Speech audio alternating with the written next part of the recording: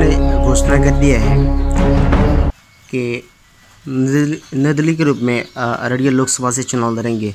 इस पर आप क्या कहेंगे, क्या वजह है भाजपा से आप बागी हो गए? क्योंकि मेरा पृष्ठभूमि रहा है सामाजिक क्षेत्र में आने का मुख्य उद्देश्य था। जो हम अररिया जिला के जो आम आवाम गरीब गुरबा है उसके हित के लिए हम कुछ करूं, उसके कष्ट के निवारण के लिए, निराकरण के लिए मैं कुछ करूं। इसके लिए हम सक्रिय रूप से राजनीति में 1984 से आया हूं। पंचायत स्तर से लेकर प्रदेश स्तर तक विभिन्न दायित्वों का निर्वहन किया, लेकिन दल के से ज़्यादा हम जनता को प्राथमिकता दिए हैं। रही बात, ये मैं अच्छी तरह से जानता हूँ कि भारत की जनता दो ध्रुवों में बटा हुआ है। एक ध्रुव एनडीए का है, दूसरा ध्रुव महागठबंधन का है। उस परिस्थिति में निर्दलीय प्रत्याशी के रूप में खड़ा होना ये बहुत बड़ी उपलब्धि मेरी नहीं है, लेकिन जन अपेक्षा, जन भावनाओं के विरोध में जो प्रत्याशी को दिया गया है अररिया में, उसका मैं विरोधी हूं। क्योंकि 5 साल अररिया में जो उनको मौका दिया अररिया की जनता ने, उस पर वह खरा नहीं उतर सका। उसी का परिणाम निकला कि मोदी लहर में रहने के बाद भी 2014 में वह बुरी तरह हारे। 2018 के उपचुनाव में पुनः वह हारे और अररिया में बहुत सारे विभिन्न जाति के प्रत्याशी कतार में थे। उसमें से किसी प्रत्याशी को यदि टिकट आज मिलता। सर, एक बड़ा सवाल ये है, लगातार 2 बार चुनाव हारने के बावजूद भी पार्टी ने उसको टिकट दिया। आप 1984 से भाजपा बने हुए हैं, पार्टी आप पर आस्था नहीं किया, यकीन नहीं किया, भरोसा नहीं किया, आपको क्यों नहीं टिकट दिया? इस पर आप क्या कहेंगे? मैं उम्मीदवार नहीं था लोकसभा का। मैं विचारधारा पर चलने वाला व्यक्ति हूँ। मैं जन आकांक्षाओं पर चलने वाला व्यक्ति हूँ। जनता की समस्याओं को लेकर के हम लगातार संघर्षरत रहे हैं। आप लोग को पता होगा कि हम जनता की समस्या लेकर के बराबर आंदोलन हम करते रहने वाले व्यक्ति में से हैं। और जब जन आकांक्षा, जनता की अपेक्षा और कार्यकर्ता की अपेक्षा के विपरीत यदि नेतृत्व किसी ऐसे प्रत्याशी का चयन करे जिसको 2 बार अररिया की जनता रिजेक्ट कर चुकी है,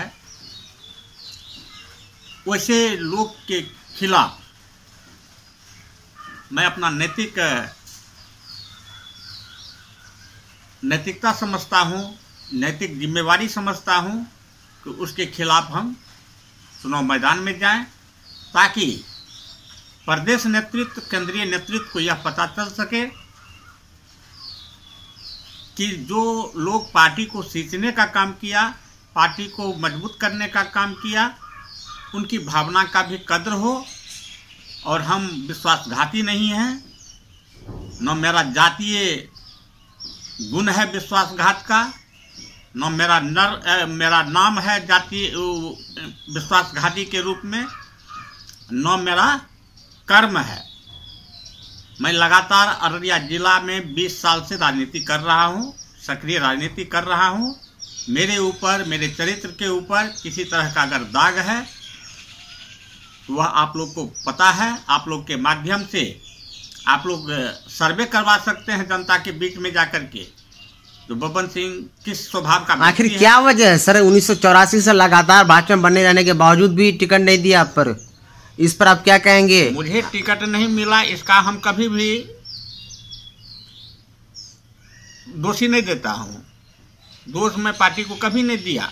लेकिन इस बार चुनाव लड़ रहे हैं वो प्रदीप कुमार सिंह जो प्रत्याशी हुए हैं, उनके इस पे पार्टी प्रदीप सिंह ऐसे लोग हैं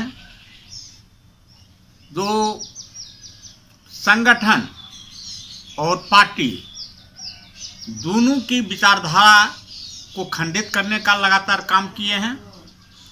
पंचायत चुनाव से लेकर विधानसभा चुनाव तक पार्टी के जो भी प्रत्याशी बनते हैं, कार्यकर्ता चाहे पंचायत का चुनाव लड़ें, चेयरमैन का चुनाव लड़ें या विधानसभा का चुनाव लड़ें, उसको जिन्होंने खुलेआम हराने का काम किया है, ऐसे लोग अगर प्रत्याशी बनते हैं तो मैं उसके विरोध के लिए प्रत्याशी बना हूँ। मतलब पंचायती राज चुनाव भी आप वो जाते हैं, प्रचार करते हैं? जी जी जी। ये आपको अररिया के जो मुखिया के चुनाव लड़े हैं, समिति के चुनाव लड़े हैं, जिला परिषद के चुनाव लड़े हैं, उसमें अधिकांश लोग मिल जाएंगे आपको। तो कहेंगे जो पार्टी का कार्यकर्ता चुनाव लड़ा है लेकिन उसके विरोध में इन्होंने जाके कैंपेन किया है, उसको हराने का काम किया है। सर, एनएसटी बिहार से बात करते हुए प्रदीप कुमार सिंह ने कहा कि चंद्रशेखर बबन जी हमारे अभिभावक तुल्य हैं, बहुत जल्द 2 दिन के अंदर वो मेरे साथ आ जाएंगे। इस पर आप क्या कहेंगे? मैं जो निर्णय लिया हूँ, यह सोच सकते हैं कि यह निर्णय कोई सामान्य निर्णय नहीं होता है। जो व्यक्ति 30-35 साल से लगातार अपना कीमती समय, अपना कीमती जीवन अपने बाल बच्चे परिवार से अलग हट करके समाज हित के लिए दिया है, पार्टी हित के लिए दिया है, वह यदि यह फैसला लेता है, वह फैसला वैसा नहीं होगा क्योंकि हम लोग एक लेमैन नहीं हैं। पार्टी के बहुत सारे जिम्मेवार पद पर रह चुके हैं और आज मेरे कर्मों का ही फल है कि मेरी पत्नी लगातार जिला पार्षद रही है। ये मेरे जातीय समीकरण के आधार पर नहीं बनता है। जनता के बीच में मेरा आस्था है, जनता के बीच में मेरा विश्वास है, जनता को है जो मेरा यह जो नेता है यह भ्रष्ट नहीं है, यह जनता की भावना का कद्र करता है, संवेदनशील है, जनता का समर्थन मुझे प्राप्त है, इसलिए जन भावनाओं का कद्र करते हुए मैं प्रत्याशी बना हूँ। खबर ये मिल रही कि सर आप भाजपा के वोट पर सेंधमारी करने के लिए चुनाव लड़ रहे हैं, इस पर आप क्या कहेंगे? मैं भाजपा का वोट पर सेंधमारी करने के लिए नहीं आगे आया हूँ। मैं आज तक मेरे घर पर जो भी आए हैं, चाहे वह किसी भी दल के लोग रहे हों, किसी भी समाज के लोग हैं, किसी भी संप्रदाय के लोग हैं, उनसे जाकर के सर्वे के क्रम में यह भी पूछ लीजिएगा तो बब्बन सिंह के पास आप गए हैं अपनी समस्या लेकर के, क्या आपको आपकी जाति पूछ करके आपको मदद किया गया है या आपका धर्म पूछ करके आपका मदद किया गया है या किसी स्वार्थ के तहत आपका मदद किया गया है? ये अररिया की जनता आपको बताएगा। मिल रही थी कि आप लोकसभा चुनावी दंगल में आ रहे थे लेकिन भाजपा ने आपको टिकट नहीं दिया और प्रदीप कुमार सिंह जी लगातार 2 बार चुनाव हारने के बावजूद भी उनको टिकट मिला, इस पर आप क्या कहेंगे? जो पार्टी निर्णय लेती है, समीकरण बनता है, जातीय आधार पर सबको मिला के चलना पड़ता है। तो 17 सीट में 9 सीट सवर्ण को मिला जिसमें हम आते हैं, 3 यादव को मिला, 2 वैश्य को मिला, 1 दलित को मिला। तो अति पिछड़ा का वोट है। 1 सीट मुजफ्फरपुर था, 1 सीट अररिया को इसमें आया। तो पार्टी के शीर्ष नेतृत्व से बात हुई है, उन्होंने बोला है तो चुनाव आप जिताइए और आपका सम्मान किया जाएगा, आपका ख्याल किया जाएगा। पार्टी के लोग हैं, काम करना पड़ेगा पार्टी के पक्ष में। सर, भाजपा के पुराने नेता है, 1984 से लगातार पार्टी में बने हुए रहे हैं। चंद्रशेखर सिंह बब्बन जी बागी हो गए हैं और उन्होंने घोषणा भी कर दी है, एनएसटीवी से बातचीत करते उन्होंने खुलासा कर दिया है कि चुनाव लड़ेंगे। क्या लगता है सर भाजपा का जो वोट है वो उस पर सेंधमारी हो पाएगी? नहीं, बिल्कुल नहीं। चंद्रशेखर सिंह बब्बन जी जिस जाति से आते हैं, राजपूत जाति से, पार्टी ने 5 सीट दे चुकी है और पार्टी ने बब्बन सिंह को 2 बार जिला अध्यक्ष बनाया। कल राजपूत समुदाय के लोग भी बैठे थे फॉरबिसगंज में, उन्होंने भी उनको कहा है आप नॉमिनेशन मत दो, पार्टी के लिए काम करना है। अगर चंद्रशेखर जी को चुनाव लड़नी है तो पहले वो पार्टी से रिजाइन दे और ये प्रेशर का काम नहीं करेंगे। वो प्रेशर बना रहे हैं, आप पार्टी में भी रहोगे और नॉमिनेशन भी दोगे, ये नहीं होगा। जनता बुड़बक नहीं है, सवर्ण मतदाता बुड़बक नहीं है, जो उसके कहने पर निर्दलीय उम्मीदवार जब सुखदेव पासवान को 9000 वोट मिला तो 5 बार सांसद रहे, तो बब्बन सिंह को कैसे वोट दे देगा? सर खबर सरेआम है कि जदयू जो लोग दावेदारी पेश करे थे, शत्रुघ्न मंडल जी और शगुफ्ता जी दिगर कई लोग बागी हो चुके हैं, वो एकदम बिल्कुल सामने नहीं आ पा रहे हैं। एनडीए घटक दल में कहीं न कहीं अररिया में मायूसी छाई हुई है। आफ्ताब अजीम, शगुफ्ता अजीम जो जदयू दावेदारी पेश कर रहे थे, तो जदयू के कोटा में जब सीट ही नहीं रहा तो या शत्रुघ्न मंडल जी या शगुफ्ता अजीम जी का क्या अधिकार बनता है? जब सीट रहेगी एनडीए में, जदयू में जाता तब ना उन लोग का दावा होता जो टिकट मिला या न मिला।